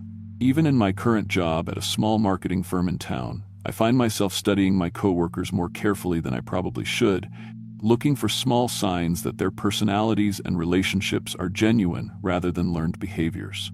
To this day, I wonder what that entity was, and whether it's still up there in the mountains, watching other families and perfecting its understanding of human connection. Mrs. Henderson still uses my services for her house in town, and she always mentions how much her family loved that Christmas at the cabin. She says it was one of their most memorable holiday gatherings ever, partly because of how perfectly everything was prepared and how welcomed they felt in their own family retreat. I never told her what really happened during those 3 days in December, but sometimes, when she talks about how special that Christmas was, I wonder if the entity's imitation of family warmth and connection was so convincing that it actually enhanced the real family's experience. Maybe what it learned from me helped it create an atmosphere that made the Hendersons' holiday even better than it would have been naturally. I still drive through the mountains sometimes, especially during the winter, and I find myself looking for isolated cabins and vacation homes tucked away in the forests. I wonder if there are other entities out there, studying other families, learning other patterns of human behavior and relationship.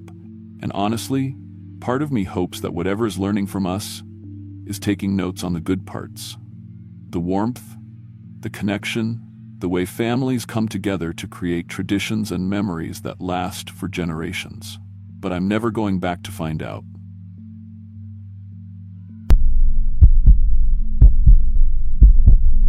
I was 29 and working as a veterinary technician at a small animal clinic in Charleston when I got the call that changed everything. It was early December 2019, and West Virginia was getting hammered by one of the worst ice storms in recent memory. I'd been pulling double shifts because half our staff couldn't make it in, and honestly, I was exhausted. But when you're the only large animal tech willing to drive mountain roads in weather like that, you don't really get to say no. The call came in around 2 p.m. from Bill Crawford, a farmer about 40 miles up into the mountains near Beckley. His voice was shaky over the phone, which struck me as odd because Bill was one of those old-school mountain guys who didn't rattle easily.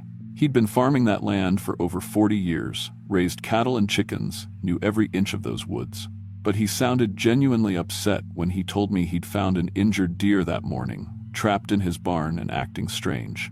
Strange how? I'd asked, already loading supplies into my truck. Just wrong, he said after a long pause. Can't explain it proper, but something ain't right about this animal. Been farming all my life, and I ain't never seen a deer behave like this one. I should have asked more questions, but the roads were getting worse by the hour, and if there was an animal suffering, I needed to get there before the storm made travel impossible. Crawford's farm was isolated even on good days. No cell towers, no neighbors for miles, just him and his wife living on land that had been in his family for generations. In weather like this, they might as well have been on another planet. The drive up took nearly 2 hours on roads that were more ice than asphalt. My truck slipped and slid around curves I couldn't see until I was already in them. And twice, I had to stop to scrape ice off my windshield with my bare hands because the defroster couldn't keep up. The whole time, I kept thinking about what Bill had said.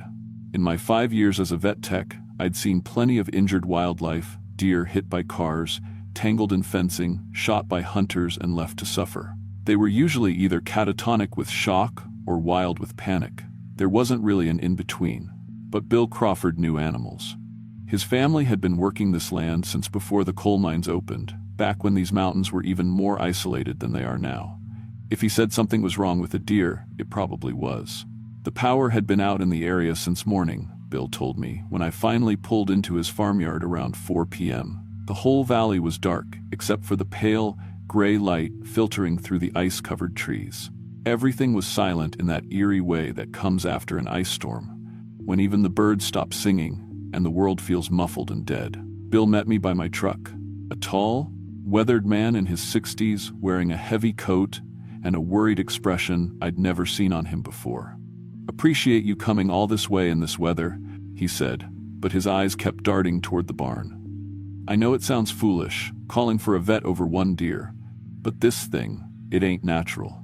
He led me toward the old red barn, his boots crunching through the ice-crusted snow. "Found it this morning when I went to check on the cattle. Thought maybe it had broken a leg or something, way it was limping. But when I got closer..." He stopped walking and looked at me with an expression that was part confusion, part fear.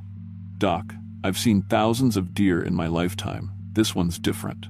Walks on its hind legs sometimes, like it's studying how to be a person. Makes sounds I ain't never heard before. And when it looks at you," he shook his head, "it's like it's thinking about you. Really thinking." I'll admit, I was skeptical. Injured animals do strange things sometimes, and people who spend a lot of time alone can start seeing patterns that aren't really there. But Bill Crawford wasn't the type to imagine things or call for help unless he really needed it. And he was paying me overtime to drive 40 miles in an ice storm, so whatever was in that barn had genuinely spooked him. The barn was old but well-maintained, with thick wooden walls and a metal roof that pinged quietly as ice pellets hit it. Bill had rigged up a battery-powered lantern that cast long, wavering shadows across the interior. I could hear the cattle in their stalls at the far end, moving restlessly and making low, anxious sounds. That was my first real sign that something was off. Cattle are usually calm around injured deer. They might be curious, but not agitated.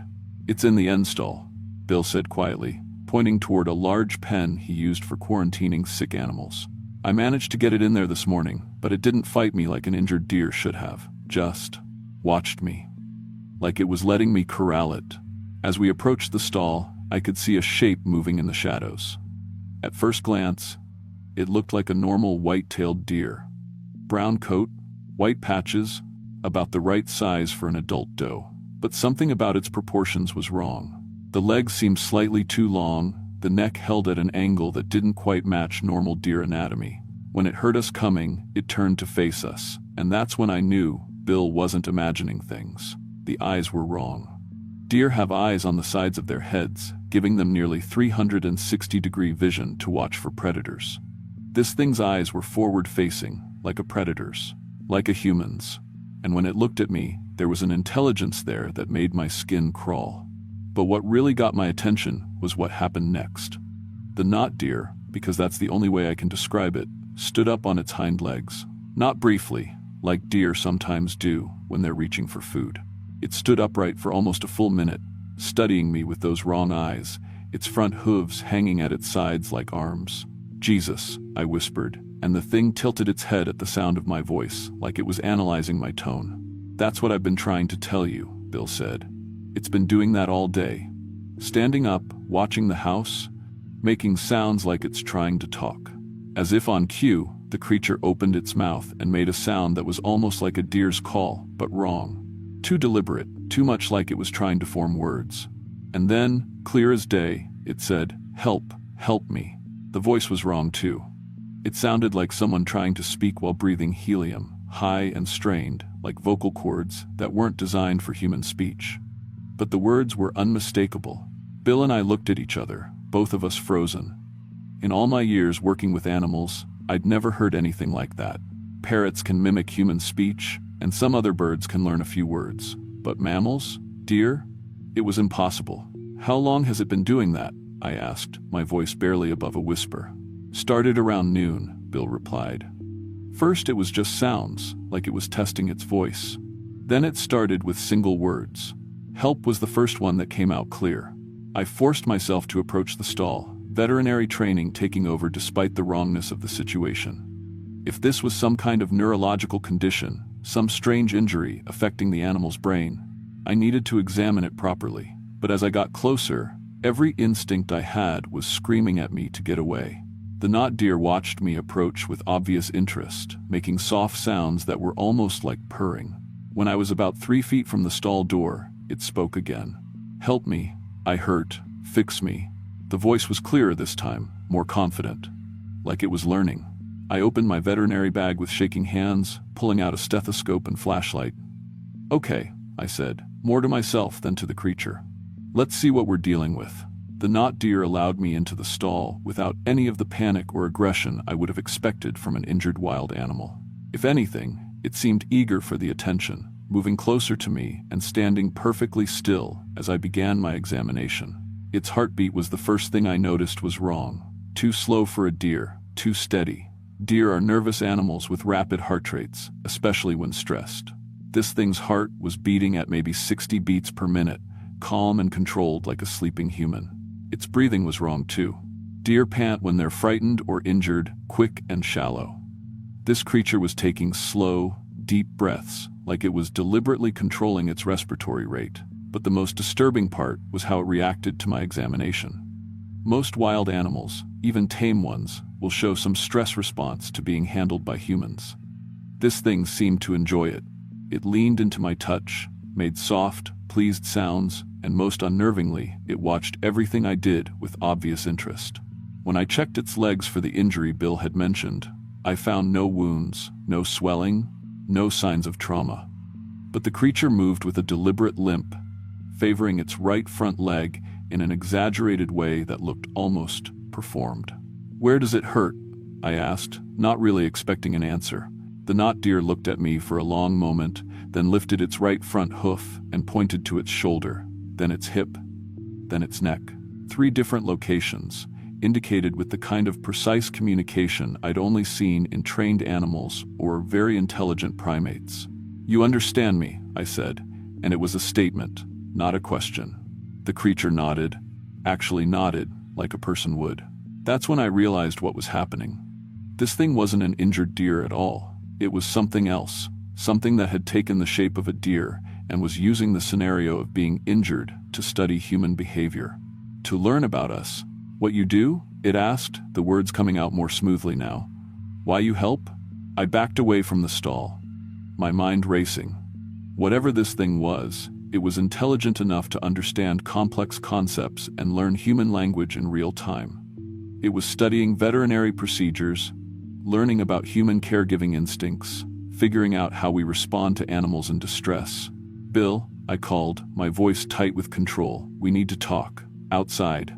But when Bill approached the stall, something strange happened. The knot deer immediately reverted to normal deer behavior. No speech, no upright posture, just frightened animal movements and normal deer vocalizations. It was like watching an actor drop character. I watched in fascination and horror as it convincingly played the role of an injured, frightened deer, limping pathetically and making distressed sounds. But I could see it watching Bill carefully, learning how to behave when observed by someone who hadn't heard it speak. Bill suggested we wait until morning to transport the deer to a wildlife rehabilitation center, since driving in the ice storm was getting more dangerous by the hour. He offered to let me stay in his guest room, and honestly, I was too shaken to attempt the drive back to Charleston that night. That evening, as we sat in Bill's farmhouse kitchen eating dinner by candlelight, we could hear sounds from the barn. Not just the knot deer, but other animals making vocalizations I'd never heard before. Sounds that were almost like speech, like multiple creatures trying to form words. You hear that? Bill asked, pausing with his fork halfway to his mouth. Yeah, I said. Sounds like a classroom. We grabbed flashlights and headed back to the barn to investigate. The sound stopped the instant we opened the door, as if whatever was making them had hidden when they heard us coming. The knot deer was still in its stall, but something felt different. The cattle were standing in perfectly straight lines, facing the same direction like soldiers in formation. The chickens in their pen were arranged in a geometric pattern I'd never seen in nature. "They weren't like that this afternoon," Bill said quietly. Throughout the night, I lay awake in Bill's guest room, listening to sounds from outside that I couldn't identify. Multiple voices practicing human speech, getting better with each attempt. Animals moving in organized patterns that suggested communication and coordination far beyond normal wildlife behavior. In the morning, the situation had gotten worse. Bill's farm animals were all acting wrong, chickens walking in perfect single-file lines, cows arranged in geometric patterns in their field, pigs making organized sounds that almost resembled conversation. It was like the knot deer had spent the night teaching them unnatural behaviors. When I went to load the creature into my truck for transport to the wildlife center, it looked at me with those intelligent, wrong eyes and spoke clearly. "I want to learn more. Can I come with you?" Bill heard this and immediately backed away from the truck, finally understanding what we were dealing with. This wasn't just an unusual animal, it was something that had been using our encounter to study human relationships, medical procedures, and caregiving behaviors. The knot deer seemed to realize it had revealed too much. It quickly dropped back into its injured deer act, but the damage was done. We both knew what it really was. I made the decision to release it back into the forest rather than risk exposing other humans to a creature that was clearly learning to manipulate and mimic human behavior for unknown purposes. When I opened my truck's tailgate, it bounded out gracefully, all pretense of injury abandoned. Before disappearing into the woods, it turned back to look at me one last time. "Thank you for teaching me," it said in a voice that was becoming more human with each word. Bill and I agreed never to discuss the incident with anyone. Who would believe us? And more importantly, what if talking about it drew the attention of researchers or government agencies that could be manipulated by these creatures? Over the following weeks, Bill reported seeing more deer with wrong behavior on his property, standing upright, moving in organized groups, watching his house with obvious intelligence. Wildlife cameras in the area started capturing footage of deer exhibiting impossible behaviors. Bipedal walking, tool use, complex social interactions that suggested advanced intelligence. I started researching similar encounters and found scattered reports throughout Appalachian communities of knot deer, showing human-like intelligence and communication abilities. Some accounts described entire herds of these creatures, living alongside normal deer populations, studying human communities from the forest edges. The more I learned, the more convinced I became that these knot deer represented an ancient species that had evolved alongside humans for thousands of years. Learning our behaviors through careful observation, they had now reached a level of sophistication where they could infiltrate our communities by exploiting our instinct to help injured animals. I quit rural veterinary work within a month and moved to urban practice, where I only treat domestic animals with clear ownership and documented medical histories. But even in the city, I sometimes see deer in parks behaving strangely, watching humans with too much interest, moving with too much purpose, showing intelligence that goes far beyond normal wildlife. I've learned to recognize the signs of knot deer behavior and quietly warn other veterinarians about injured deer that show unusual intelligence or communication attempts. Most think I'm paranoid, but a few have admitted to their own strange encounters with animals that seemed more than they appeared to be. The most disturbing part is knowing that these creatures are actively studying us, learning our languages and social behaviors for purposes we don't understand. They're patient, intelligent, and increasingly sophisticated in their human mimicry. Bill still lives on his farm, but he stopped trying to help injured wildlife because he can no longer tell what's real and what's something else in disguise. His regular animals have returned to normal behavior, but he occasionally sees organized deer activity in his woods. Patterns and movements that suggest complex planning and communication. I believe the knot deer population is growing and becoming more advanced in their understanding of human society. They're preparing for something that requires deep knowledge of our behaviors, our weaknesses, our instinct to help those who appear to be suffering. And honestly, that's what scares me most. Not that they exist, but that they're so good at being exactly what we want to help. How many other injured animals have people brought into their homes, their communities, their lives? How many of these creatures are already living among us, learning, waiting? I still work as a vet, but I'll never trust another injured deer. And sometimes, when I'm examining a domestic animal that seems just a little too intelligent, a little too aware, I wonder if they've moved beyond wildlife and started studying our pets too. Looking back, I think the scariest part wasn't the creature itself, but realizing how perfectly it had manipulated the situation. It knew exactly how to present itself to get the response it wanted from us. It understood human psychology well enough to exploit our compassion. And if they're that good at reading us already, what happens when they've learned everything they need to know?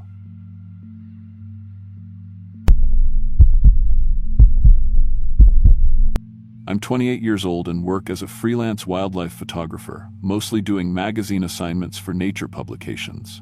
Back in January 2022, I got what seemed like a dream job, documenting how animals survive extreme winter conditions in the Daniel Boone National Forest in Kentucky. The pay was good, and honestly, I'd been feeling burnt out from city life in Louisville. My girlfriend Sarah had just moved out after a pretty messy breakup, and I was ready to spend some time alone in the wilderness with my cameras.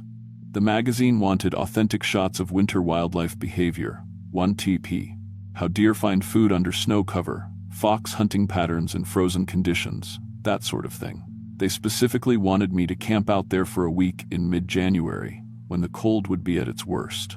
I'd done plenty of winter photography before, but never anything quite this remote or for this long. I loaded up my truck with cold weather camping gear, trail cameras, and enough food for 10 days, just to be safe. I'd been doing wildlife photography for about 6 years at that point, ever since I got laid off from my desk job at an insurance company. Started as a hobby, but I'd built up a decent reputation for getting shots other photographers couldn't manage. I was good at staying still for hours, blending into the environment, and I wasn't afraid of uncomfortable conditions. My dad always said I had more patience than sense, which turned out to be pretty useful in this line of work. The thing about the Daniel Boone Forest is that it's massive, over 700,000 acres stretching across eastern Kentucky. Most tourists stick to the developed areas and marked trails, but for wildlife photography, you need to get deep into the backcountry where human activity hasn't scared off the animals. I'd researched the area for weeks, studying topographic maps and reading reports from other photographers who'd worked the region. On January 15th, I drove about 3 hours southeast from Louisville, then took increasingly smaller roads until I was on gravel, then dirt, then finally just following old logging roads that my GPS barely recognized. I found a good spot about 8 miles from the nearest marked trail, a small clearing surrounded by thick forest, with a seasonal creek running nearby that I figured would attract wildlife. Perfect for what I needed. The first 2 days went exactly as planned. I set up my base camp with a 4-season tent, camp stove, and all my camera equipment organized in waterproof cases. The weather was brutal, temperatures dropping to around 10 degrees at night, with a constant wind that made it feel even colder. But I was getting incredible shots.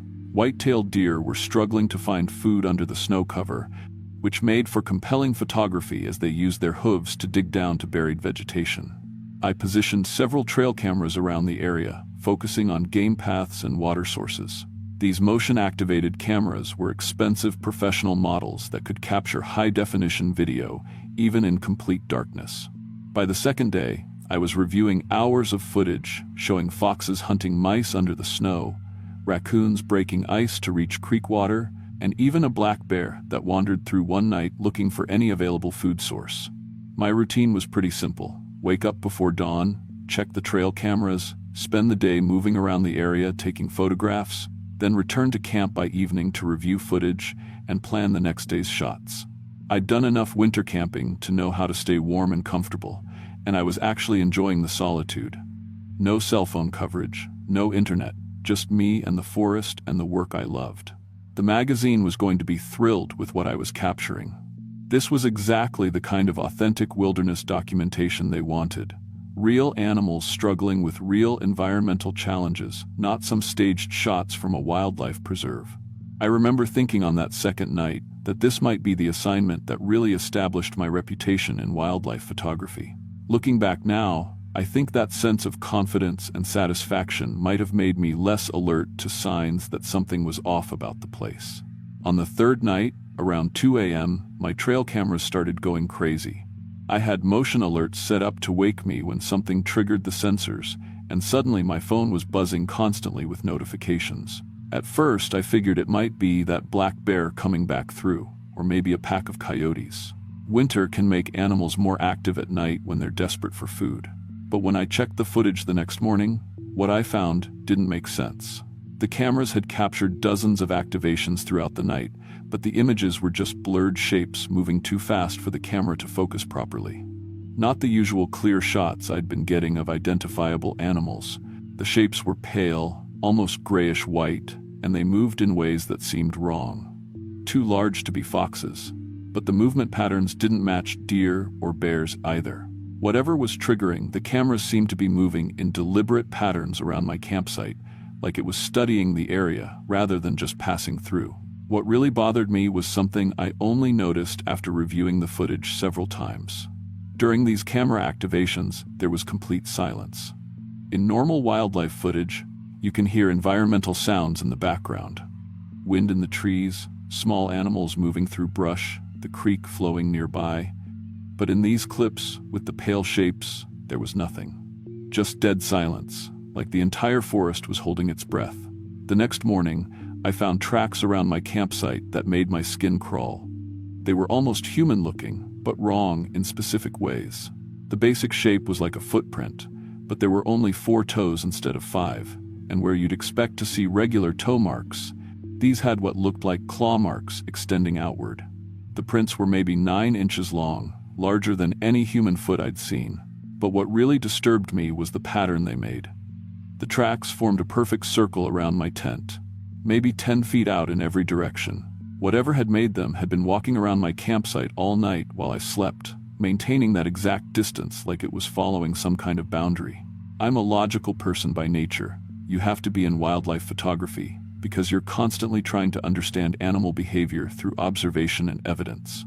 So I spent most of that morning trying to rationalize what I was seeing. Maybe the tracks were from multiple animals. Maybe the camera blur was just a technical malfunction. Maybe I was seeing patterns that weren't really there because I was spending too much time alone. Then I found the cairns. Near my food storage area, someone or something had built 3 small towers of stacked stones. They were perfectly balanced, about 2 feet high, and definitely hadn't been there when I'd set up camp. On top of each cairn were small animal bones, what looked like bird or rodent bones, arranged in deliberate patterns. The bones were completely clean, no tissue or blood, like they'd been picked clean and then placed there specifically.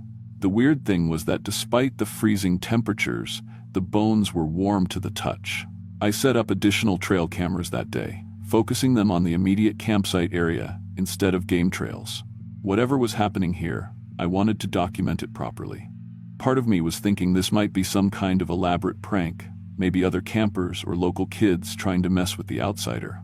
But we were so far from any roads or trails that it would take serious effort to reach this spot.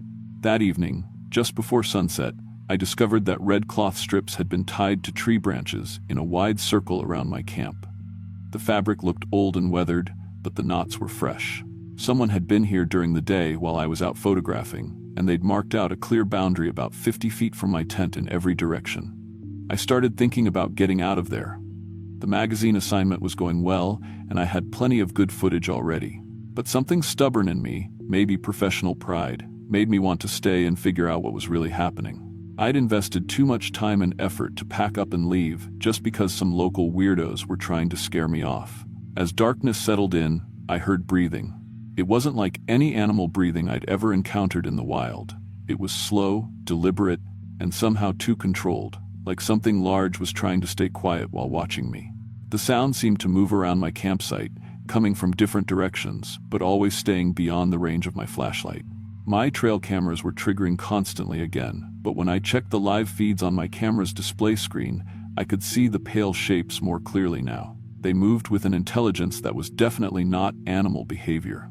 These things, whatever they were studying my campsite, examining my equipment, learning my patterns.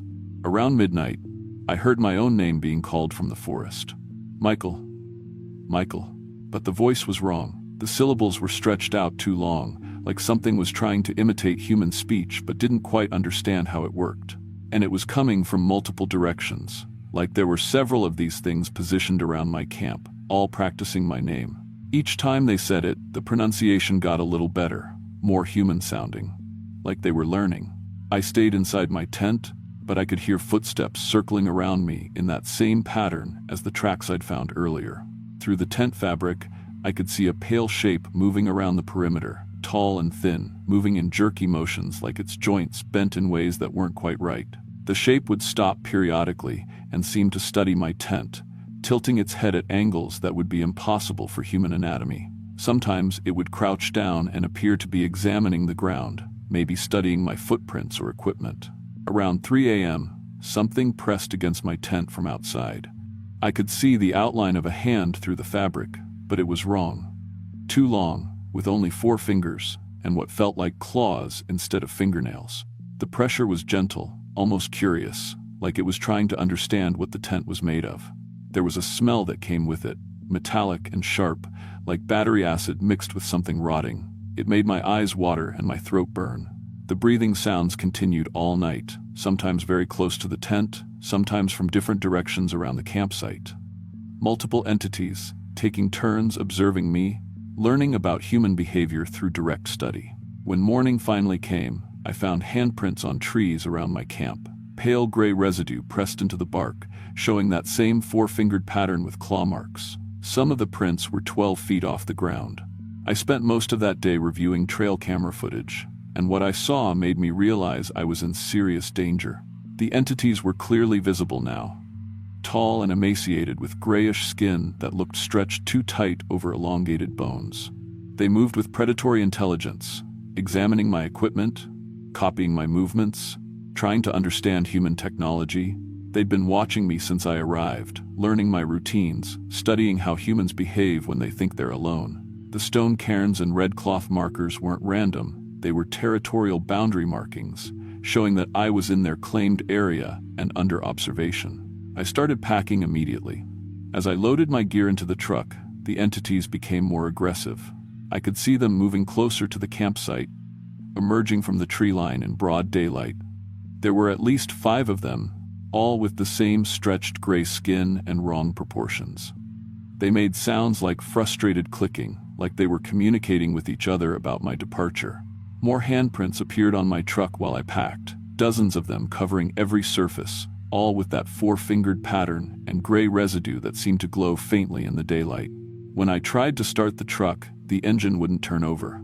I popped the hood and found evidence of tampering. Wires had been moved, connections loosened, but it was done with surprising precision rather than random damage. These things understood enough about human technology to disable it systematically. The pale entities stood about 30 feet away while I worked on the engine, tilting their heads as they observed my mechanical troubleshooting. When I made eye contact with one of them, it attempted to wave at me like a human greeting.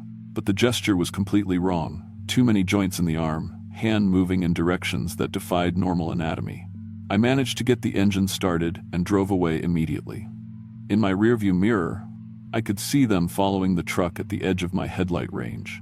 They kept pace for about 2 miles, running in that jerky, inhuman way, before stopping at what seemed to be the boundary of their territory.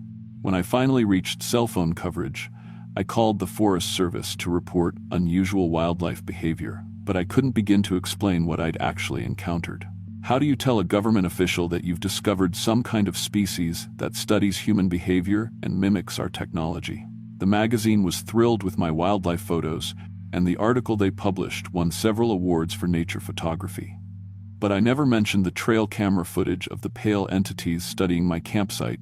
I still have hours of that footage stored on encrypted drives in my apartment. I've researched similar encounters since then, and found scattered reports of pale crawlers throughout Appalachian forests. Things that aren't quite human but show intense curiosity about human activities and technology. Some reports mention people disappearing after prolonged contact with these entities, possibly taken for more intensive study. I moved to desert photography after that experience. Wide open spaces where you can see for miles in every direction, where nothing can watch you without being seen. I can't handle dense forests anymore, especially the feeling of being observed and studied by something that's trying to understand human behavior. Sometimes I review the trail camera footage and notice details I missed before. The entities practicing human movements, copying my gestures, examining my equipment like they're trying to reverse engineer how our technology works. They've been studying humans for a long time, learning our patterns, possibly preparing for something that requires detailed understanding of our behavior. I still have some of the four-fingered handprint residue on my camera equipment, and under UV light, it glows with a faint biological luminescence, like some kind of marking system they use to identify objects they've studied. The footage shows that these things have been watching humans in remote areas for decades, maybe longer. Learning our weaknesses, understanding our technology, mapping our behavior patterns, I think they're preparing for something. And isolated people like wilderness photographers are perfect subjects for their research.